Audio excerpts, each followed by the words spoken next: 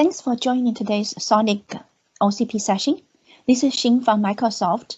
I have Lihua, also from Microsoft, joining me. Together, we are presenting the SONiC community to deliver the SONiC 2020 update. The talk will be organized as following. First, I'm going to give a high-level SONiC community update since last summit. Then Lihua will give a close look into one of the technical area, multi-ASIC and chassis support. He will also cover what's coming in the near future. So, looking backward, in the last 2 years, SONiC has been growing rapidly. We have around 4 million XLED ports installed, coming from reported partners. We have created 9 SONiC working groups and 4 side working groups to support the fast-growing scenarios. The active code contributors on the GitHub has been growing from 200 since last year to 280. The supported platform has been growing from 60 to more than 19 this year. These are also reported numbers. Then let's take a look at 4 other areas. First of all, in the documentation side, that in order to help a user to easily adopt the system, we updated a detailed user guide as well as CLI reference book. We also create the latest architect documentation as well as the outline of repos to help new developers to understand the system better and they're able to navigate across the repos to contribute code. We also systematically publish newsletters, release note, as well as all the discussings, technical discussings, has been recorded and published online. Here we thank Dale and Avis in the documentation group to lead this effort, as well as the whole community support. Last year, we published 2 releases, 2019-04 and 2019-11 release. There are many interesting features and capabilities being added. Just to name a few. First, we upgrade the kernel and corresponding Dockers to Debian 4.9. We also delivered a very high demanded feature, EVPN WRF. We also invested heavily in the management framework, so that user will be easier to manage the system built on top of SONiC. On the diagnostic point aspect, that we beef up job counters, overflow, and hardware resource monitoring. There are many other features. I encourage you to go to the roadmap on SONiC GitHub, on SONiC Wiki for the detailed release, the detailed list of features in each release. Here, I would like to call out special thanks to Broadcom, Dell, Mellanox, Alibaba, LinkedIn, Nefuse, Avis, and Microsoft for contributing code to these releases, as well as the whole community for jointly doing testing, issue reporting, high-level design discussing. Together, without this joint work, we want to be able to deliver the release together. There are many ASICs joining this family to support SONiC. Just to name a few, Cisco Silicon One, Broadcom Trident 4, Tomahawk 4, and Jericho 2, and the Mellanox Spectrum. On the new scenario front, people from community are working on 400 gig load balancer as well as edge scenarios.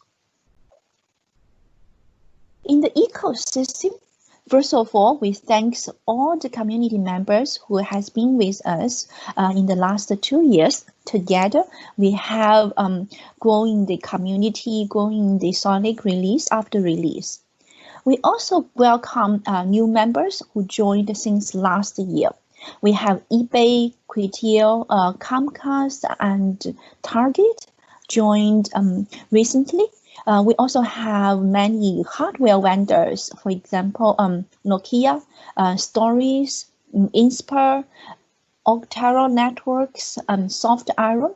They provide SONiC on top of their hardware platforms.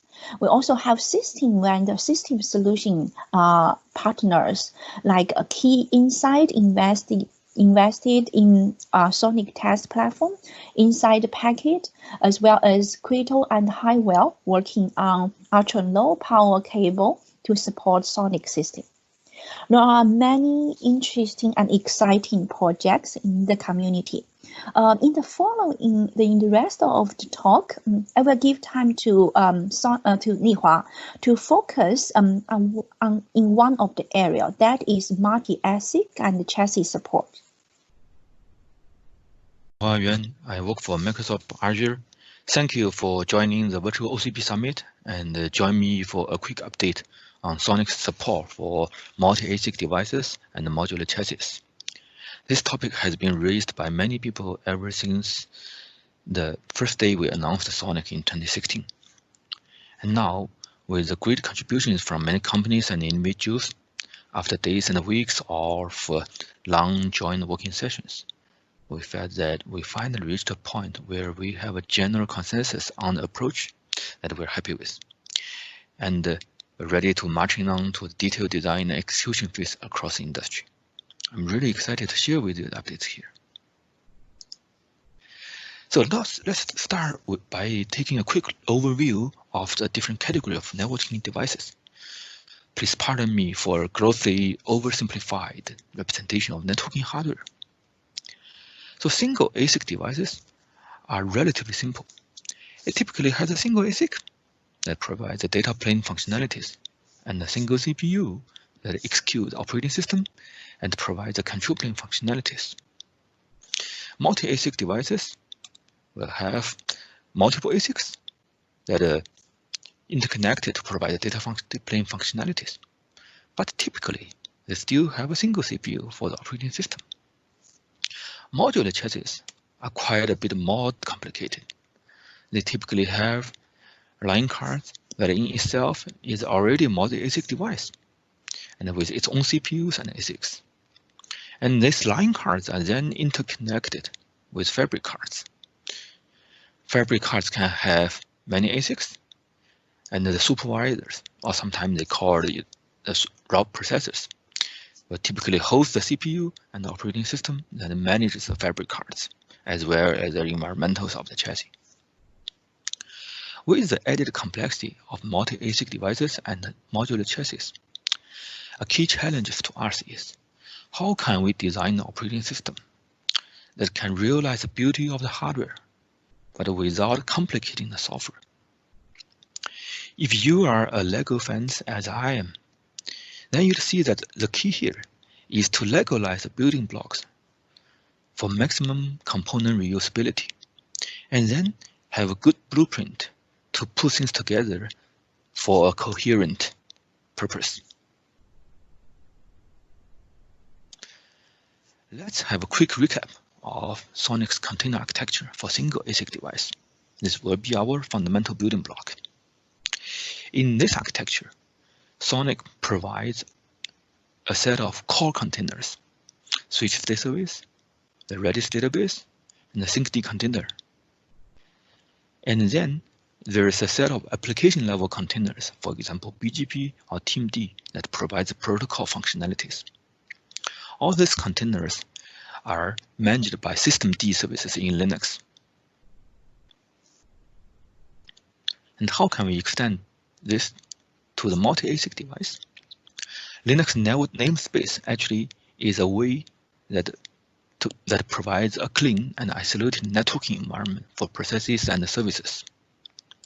We created one namespace per ASIC and run a Docker stack and the corresponding managing services for each ASIC inside the associated namespace. Note here that we consciously choose not to simply replicate everything containers like SMP, PMON, telemetry are not replicated. This is based on feedback from our operational experience. People still want to have a single unified view of a box instead of being exposed to the internals of a board device and have to deal with them.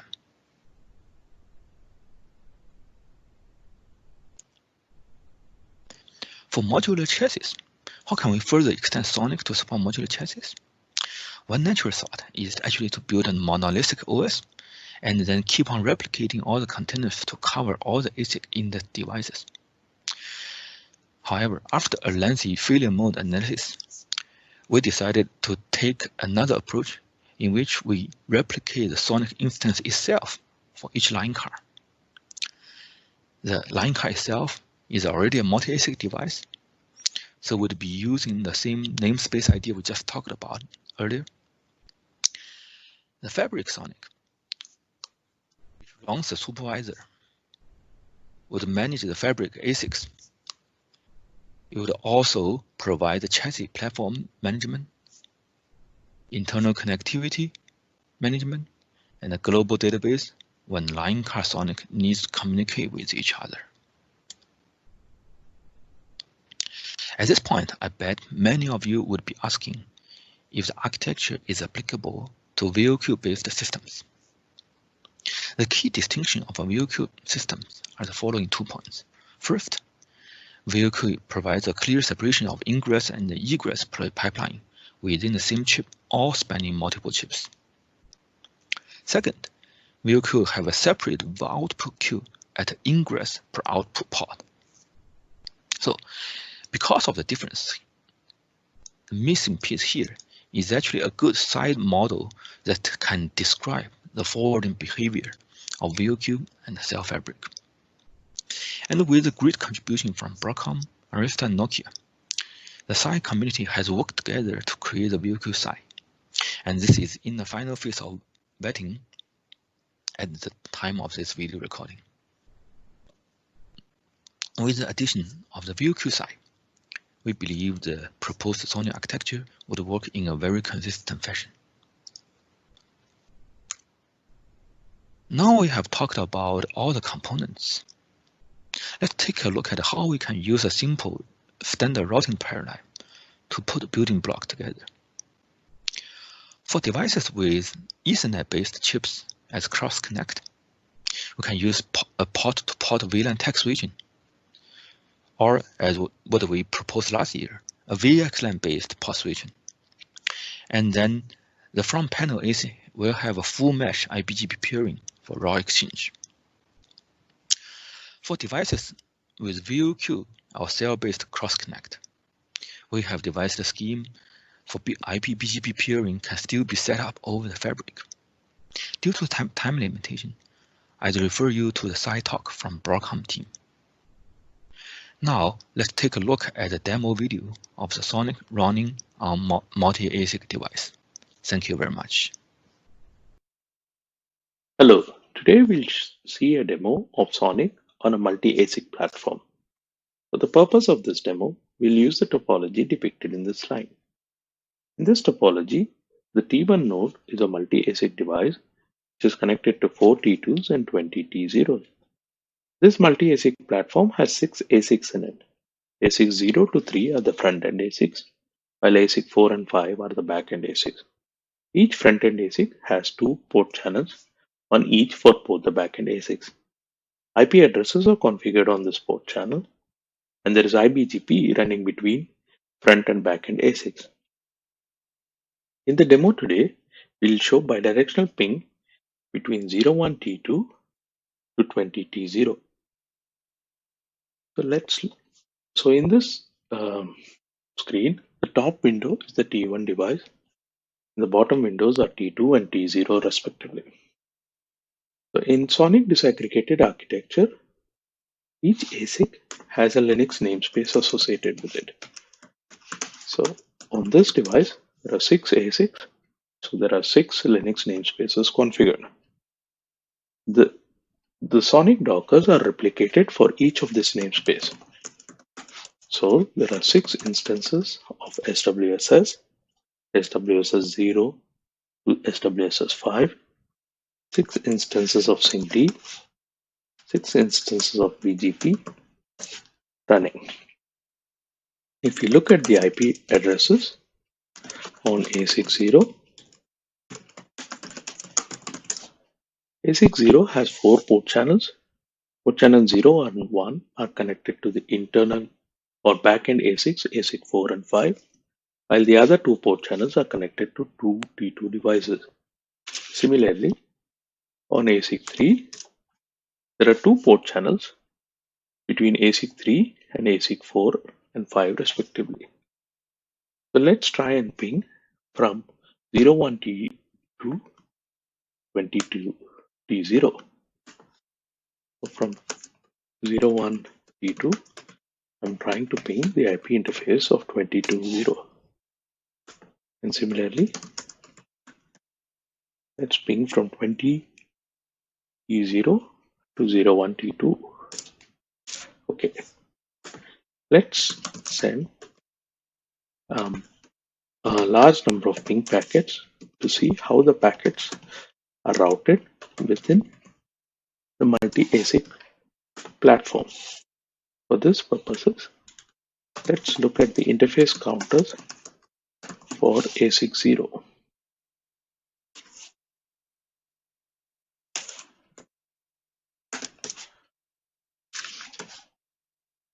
Sorry, ASIC 0. So here you can see that the incoming interface is Ethernet 4, which is member of port channel 2 connected to 01T2. The packet is then transmitted to an interface connecting to backend ASIC 4. If you look at the interface counters for backend ASIC, we can see that the packet is coming in on backend ASIC interface BP284 and then is transmitted out to an interface connected to ASIC 3. Now if we look at the interface counters for ASIC 3, packet is received on an interface connected to ASIC 4, which is the backend interface, and is then transmitted out of the front panel port Ethernet 252 to T2 devices.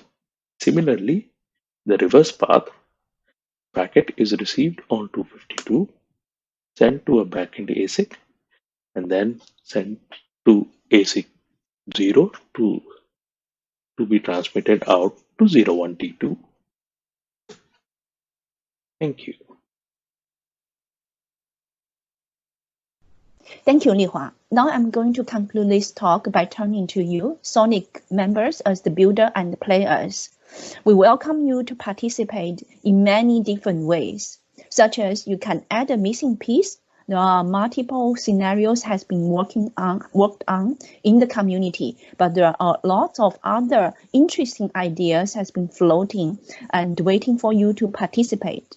You can also build image, install it and test it, file issues, or participating in design doc, discussing and giving your feedback. You can find the mailing list, wiki, source code in the following URLs. By saying that, thank you everyone for attending this session. Now we are going to open for questions.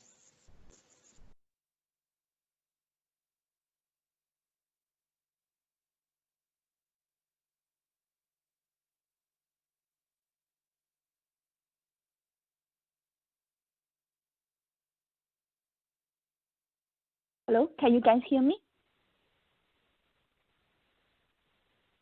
I can hear you, Xin. I'm not sure if the audio is shareable.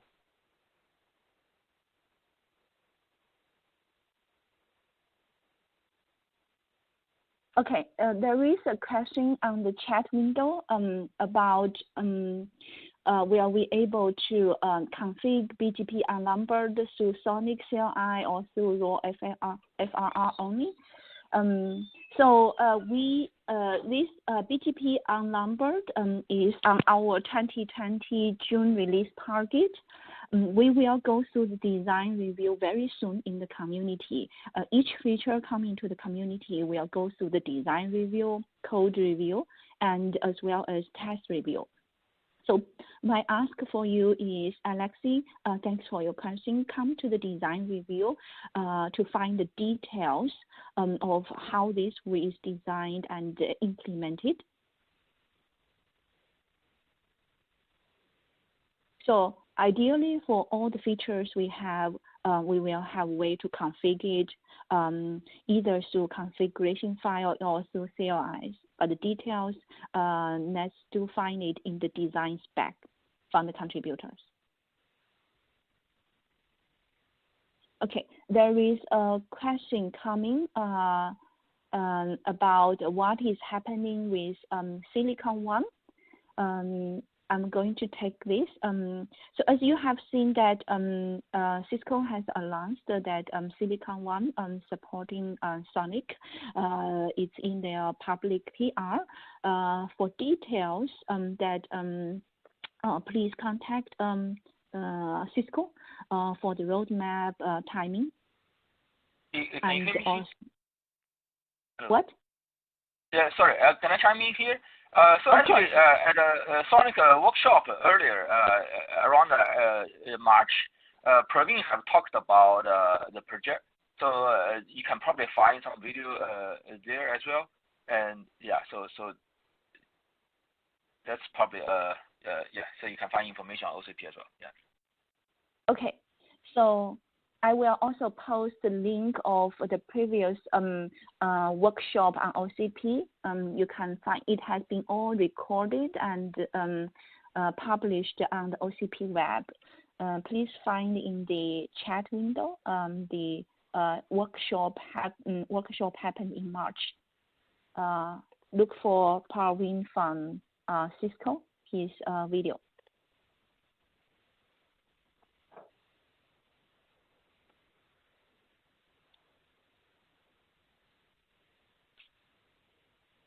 I see one question about when do you plan to implement EVPN Type 2?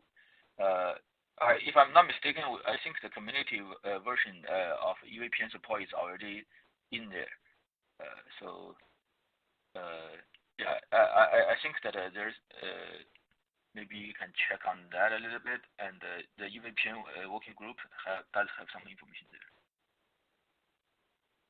Okay, what is a target deployment use case driving multi-ASIC or chassis-based boxes?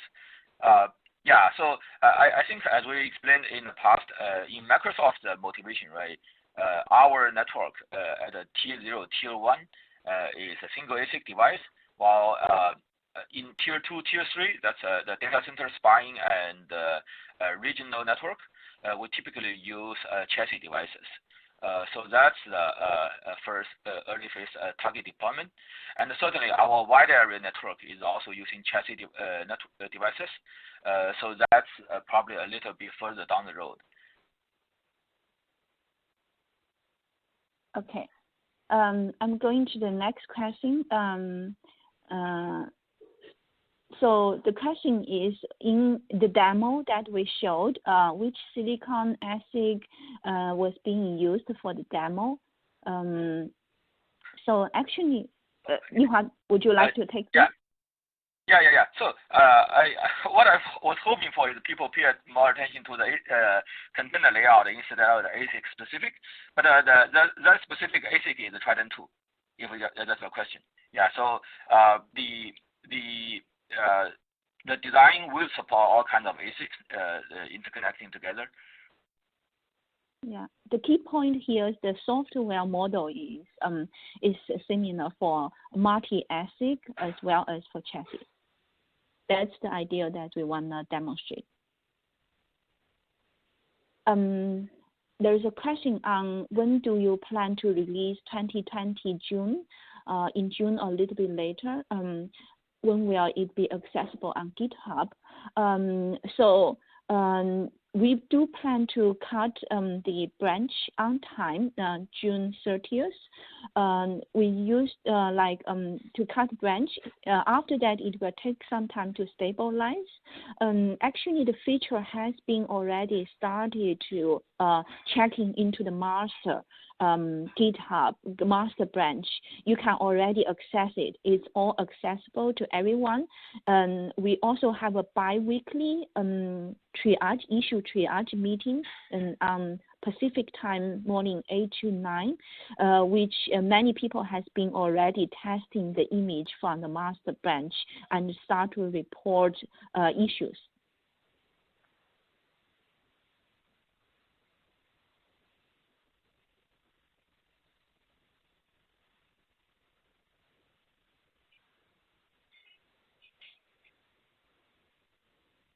Okay, there is one more question coming from the Q&A. Interesting question comes from both chat and Q&A tab. This question is, what is the expected schedule for incorporation of Psi for Phi?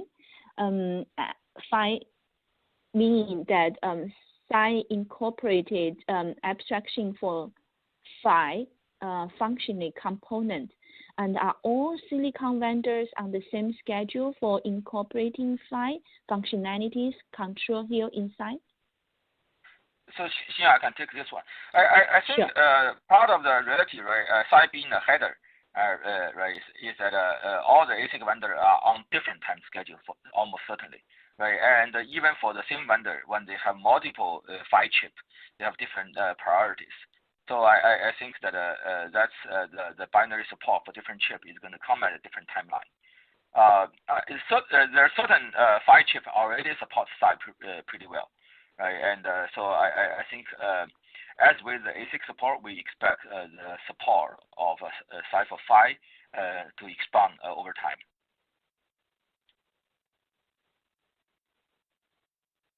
Any other questions?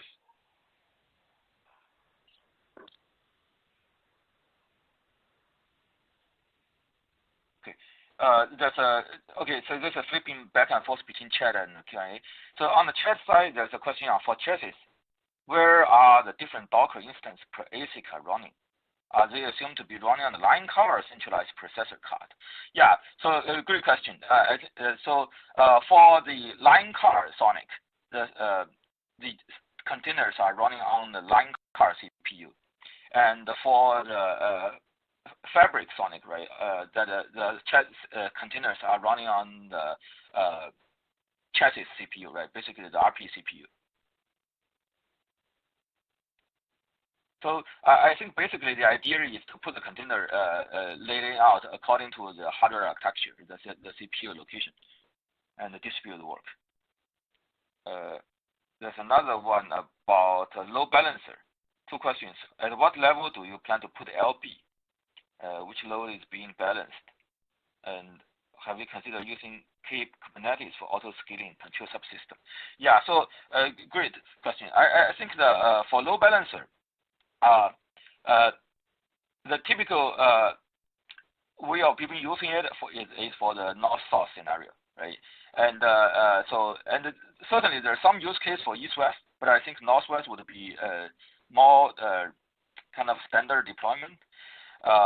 And for Kubernetes, certainly, yes, I think there's some ongoing work to make the SONiC container conforming to the Kubernetes pod architecture already. And we are doing some internal work right now, and probably a little bit late, we can share more details about the Kubernetes integration.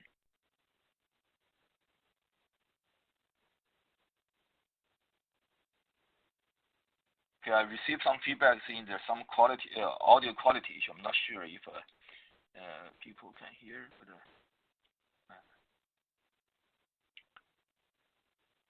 okay, on the other side, how are you hardening your networking solution? I saw the secure boot and MACsec are coming. Can you elaborate on that? Yes. So MACsec is actually part of the effort together with the Phi chip, right? So it's often part of the Phi chip. So you see the MACsec side has been defined jointly together with Arista, Facebook, Broadcom, and many other folks. So that is certainly coming. And secure boot is lesser about the switching ASIC, but more about how the box is designed, right? Whether there's a TPM chip. So we do have some secure boot work happening right now. As we migrate towards Debian 10 later, using secure boot might be getting easier, but it's still happening right now. And on some boxes with TPM, it's happening. I think the part of the challenging though is that the secure boot infrastructure in the box design it varies quite a bit, right? The bootloader or the BIOS it varies quite a bit between platform to platforms. So that definitely presents quite a bit of engineering challenge to for it to be universal. That's unfortunately the networking hardware is not as standardized as the server hardware at this point.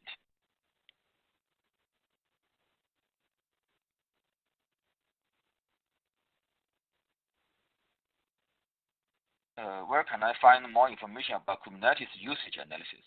They mentioned in the answer. I'm not exactly sure whether I got the question right. So the usage analysis. I'm not exactly sure what this question is pointing to. I think there's some prototype and it's still being worked on. So there's probably not much SONiC usage. If your question is about the generic KAS usage, I think that you can find it in the Kubernetes community.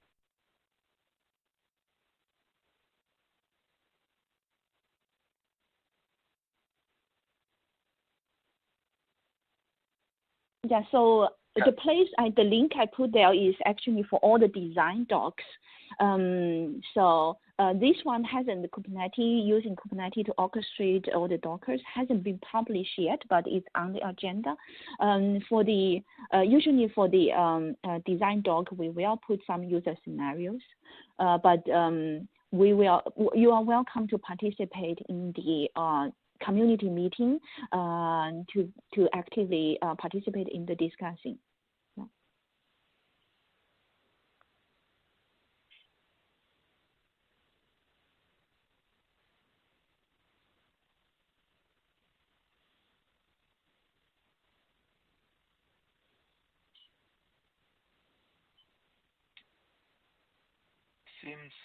Seems more questions from the audience.